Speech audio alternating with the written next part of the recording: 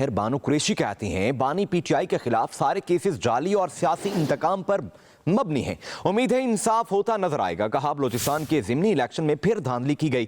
پنجاب میں ٹربیونل کے معاملات آگے نہیں چل رہے، جعلی وزیر اعلیٰ دھمکیاں دے رہی ہیں۔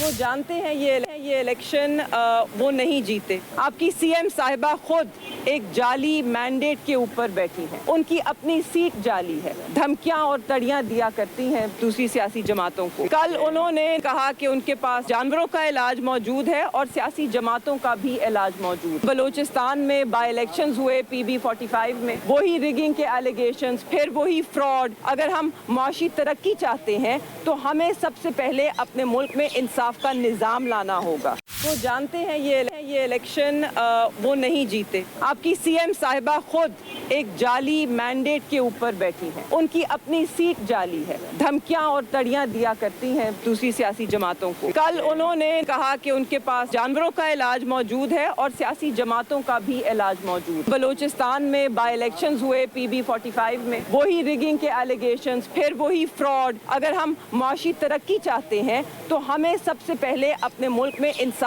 کا نظام لانا ہوگا۔ وہ جانتے ہیں یہ الیکشن وہ نہیں جیتے۔ آپ کی سی ایم صاحبہ خود ایک جعلی مینڈیٹ کے اوپر بیٹھی ہیں، ان کی اپنی سیٹ جعلی ہے، دھمکیاں اور تڑیاں دیا کرتی ہیں دوسری سیاسی جماعتوں کو۔ کل انہوں نے کہا کہ ان کے پاس جانوروں کا علاج موجود ہے اور سیاسی جماعتوں کا بھی علاج موجود۔ بلوچستان میں بائی الیکشنز ہوئے پی بی 45 میں، وہی ریگنگ کے ایلیگیشنز، پھر وہی فراڈ۔ اگر ہم معاشی ترقی چاہتے ہیں تو ہمیں سب سے پہلے اپنے ملک میں انصاف کا نظام لانا ہوگا۔ وہ جانتے ہیں یہ الیکشن وہ نہیں جیتے۔ آپ کی سی ایم صاحبہ خود ایک جعلی مینڈیٹ کے اوپر بیٹھی ہیں، ان کی اپنی سیٹ جعلی ہے، دھمکیاں اور تڑیاں دیا کرتی ہیں دوسری سیاسی جماعتوں کو۔ کل انہوں نے کہا کہ ان کے پاس جانوروں کا علاج موجود ہے اور سیاسی جماعتوں کا بھی علاج موجود۔ بلوچستان میں بائی الیکشنز ہوئے پی بی 45 میں، وہی ریگنگ کے ایلیگیشنز، پھر وہی فراڈ۔ اگر ہم معاشی ترقی چاہتے ہیں